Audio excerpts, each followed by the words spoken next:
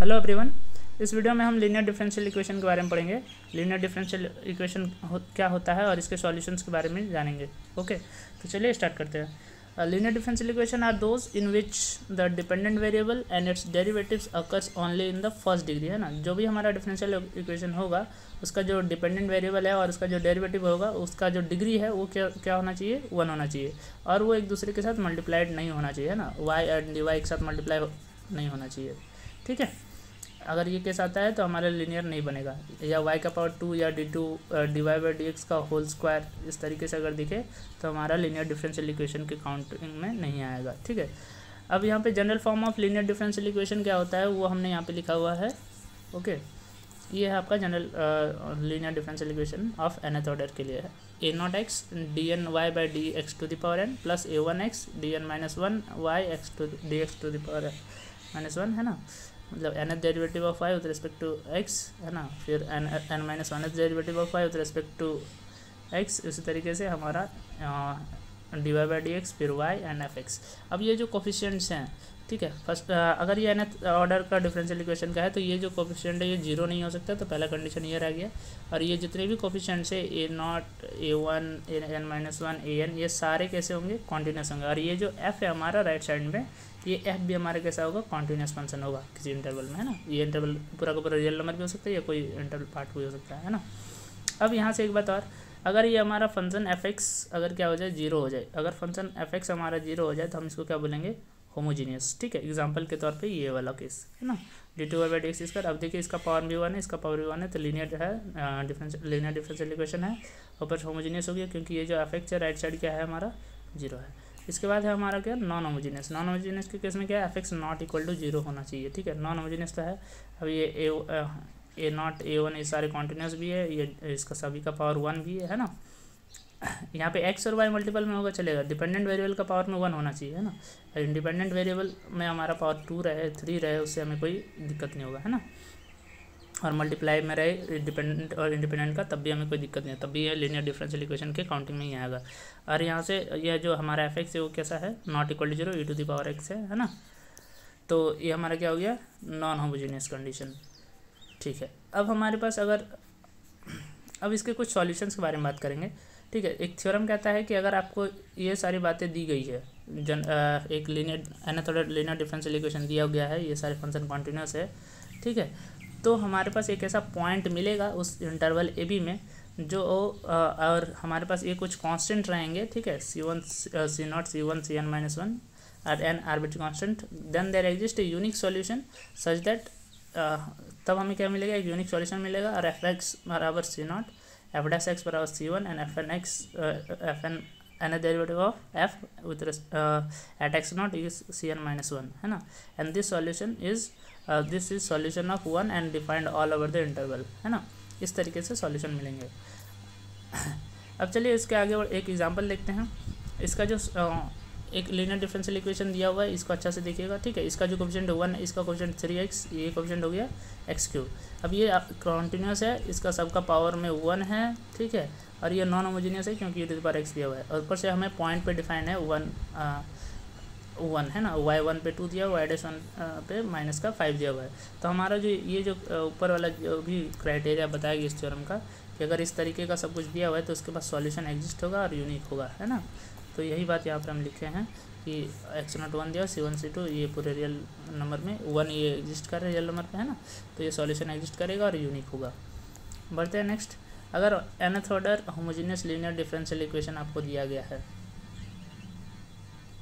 अगर आपको nth order homogeneous linear differential आपको दिया गया है और बोला गया है कि x0 जीरो है, f डैश x0 भी जीरो है, fn nth derivative n minus 1th derivative eight x0 भी जीरो दिया गया है, ठीक है। और ये जो x0 है हमारा उस इंटरवल में लाई कर रहा है, तो हमारा जो सॉल्यूशन होगा वो सॉल्यूशन कैसा होगा। और ये सॉल्यूशन हम किसके लिए देख रहे हैं, इक्वेशन 1 के लिए, है ना, nth order linear differential equation के लिए। तो हमारा जो सॉल्यूशन होगा कैसा होगा, आइडेंटिकली जीरो होगा, है ना। आपको कुछ करना नहीं है, सिर्फ क्वेश्चन देख के बता देना कि इसका जो सॉल्यूशन होगा क्या होगा, उसका वैल्यू क्या आएगा, जीरो आएगा।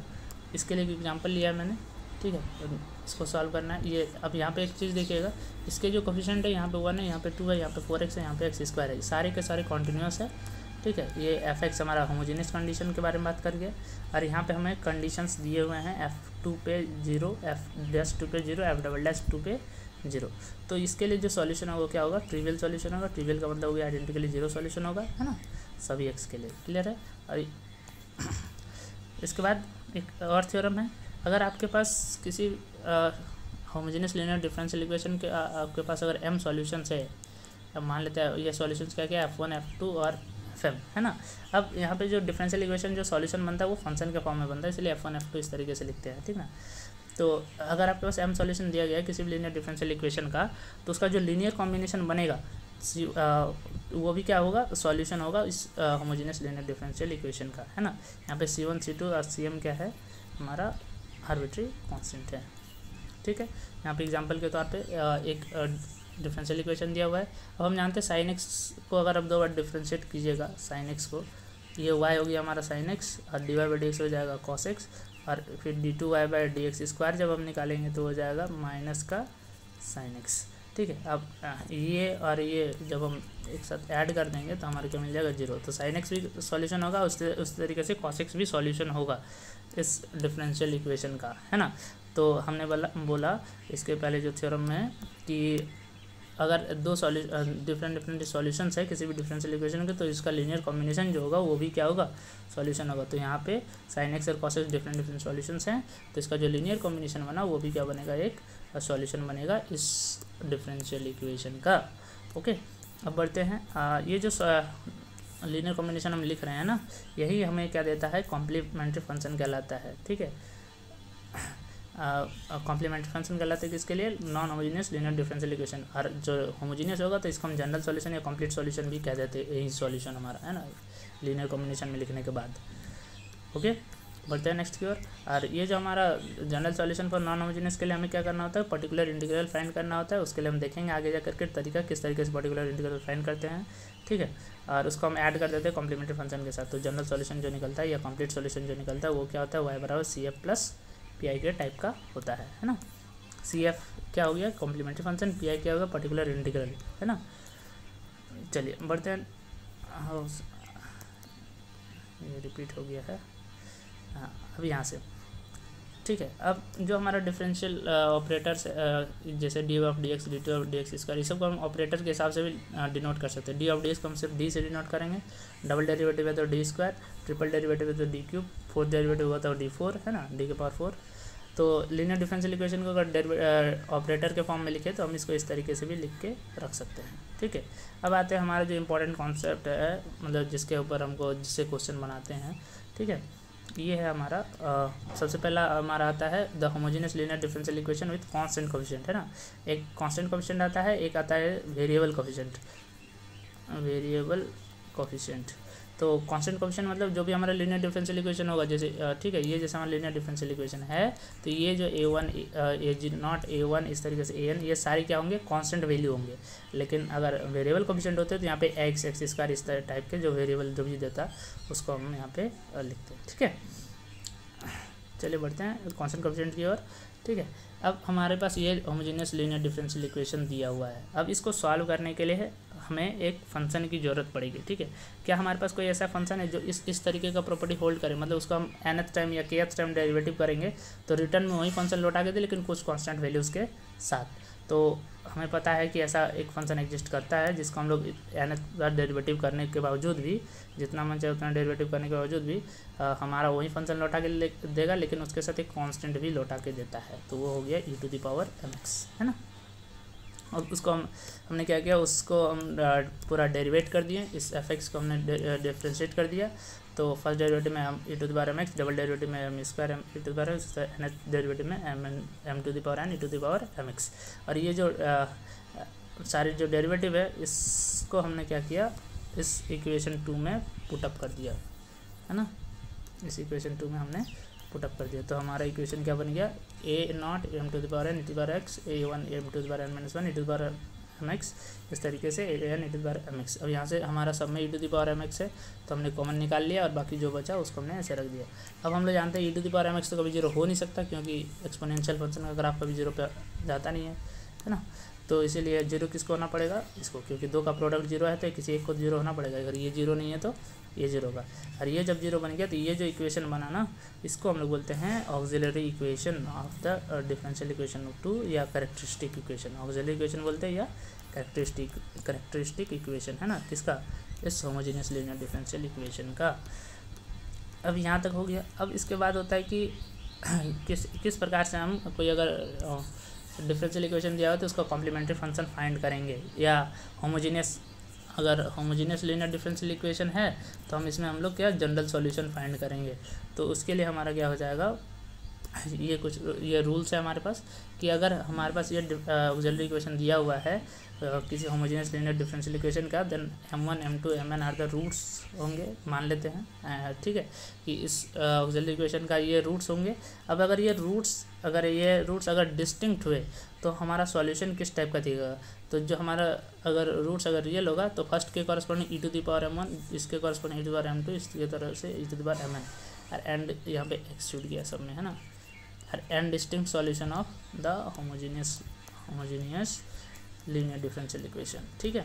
और इसका जो CF बनेगा वो कैसे बनेगा, सबका लीनियर कॉम्बिनेशन ले लेंगे तो हमारा क्या दे देगा, कॉम्प्लीमेंट्री फंक्शन दे देगा, ठीक है। अब अगर रिपीटेड रूट्स रहे,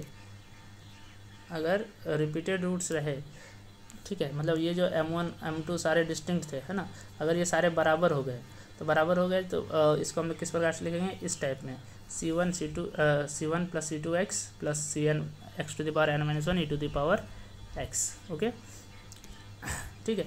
तो वो हमारा क्या बनेगा, CF बनेगा। चलिए कुछ एग्जांपल से देखते हैं। हमारे पास एक एग्जांपल है d2y/dx² माइनस का x = 0। तो यहाँ से हमने इसका ऑक्सिलरी इक्वेशन बनाया। आप ऑक्सिलरी इक्वेशन बनाने के लिए उतना ज़्यादा कुछ नहीं, जो ऑपरेटर था उसको d को m में कन्वर्ट कर दीजिएगा और हमारा ऑक्सिलरी इक्वेशन तैयार हो जाएगा। तो यहाँ पे ये जो d2/dx² को हम लोग क्या लिखते थे, d² लिखते थे, d² किस में कन्वर्ट हो गया, m² में, तो यहाँ से m² लिख दिए। यहाँ पे y है नहीं तो y का कोएफिशिएंट 1 है तो यहाँ पे 1 लिख दिए, ठीक है। यहाँ पे y लिखना चाहिए था, x लिखा गया है, ये y होगा क्वेश्चन में, है ना, इस क्वेश्चन में यहाँ पे y होगा, ठीक है, और y का हो गया 1। तो अब इसको हम जब आगे फर्दर सॉल्व करेंगे तो m² इक्वल्स टू क्या, m² - 1 = 0। तो यहाँ से हो जाएगा m² बराबर 1 एंड यहाँ से हो जाएगा m बराबर ±1। तो यहाँ पे आपको दो रूट्स मिल गए, 1 एंड -1। तो उसके कॉरस्पॉन्डिंग 1 के कॉरस्पॉन्डिंग e⁻x एक सॉल्यूशन होगा, e⁻x सॉल्यूशन होगा, ठीक है, -x एक सॉल्यूशन होगा। अब इस दोनों का जब लीनियर कॉम्बिनेशन बनाएंगे तो ये हमारा कॉम्प्लीमेंट्री फंक्शन होगा। इसको ही हम लोग क्या बोलेंगे, जनरल सॉल्यूशन। क्यों, क्योंकि ये होमोजेनियस के बारे में बात कर रहे हैं, इस वजह से, ठीक है। बढ़ते हैं नेक्स्ट वाले में कि ये आपका एक और एग्जांपल है d2y/dx² - 2dy/dx + y = 0। इसका ऑक्सिलरी इक्वेशन ये बन गया। अब इसको हम सॉल्व करेंगे तो m-1 का स्क्वायर बराबर 0 हो जाएगा, ठीक है। और यहाँ से हमारे दोनों रूट्स क्या निकलेंगे, 1, है ना। अब यहाँ पे हम लोग क्या करेंगे, तो इसको इस फॉर्म में सेट कर लेंगे, ये जो हमारा रिपीटेड रूट्स का केस में, ठीक है। तो C1 + C2x और e⁻x हो जाएगा, ठीक है। तो ये हमारा क्या हो जाएगा, जनरल सॉल्यूशन। अब तीसरा आता है केस कि अगर आपके पास कॉम्प्लेक्स कॉन्जुगेट मतलब कॉम्प्लेक्स रूट्स रहे इस फॉर्म में, a + i भी a - i भी, तो ये जो रियल पार्ट वाला है ना, रियल पार्ट वाला यहाँ लग जाता है e⁻x में, और जो इमेजिनरी पार्ट है वो कॉस के एंगल में या साइन के, यहाँ पे bx छूट गया, साइन bx है ना, C1 cos bx + C2 sin bx इस फॉर्म में रहेगा, ठीक है। ये एग्जाम्पल एक d2y/dx² यहाँ पे फिर y होगा, और इसको जब हम ऑक्सिलरी इक्वेशन लिखेंगे तो ये आपका बन जाएगा m² + 1 = 0। तो यहाँ से आपको मिल जाएगा m बराबर ±i। फिर यहाँ से हम लोग CF निकाल लेंगे इस फॉर्म में, ठीक है, और जो हमारा क्या होगा, जनरल सॉल्यूशन होगा इस डिफरेंशियल इक्वेशन का।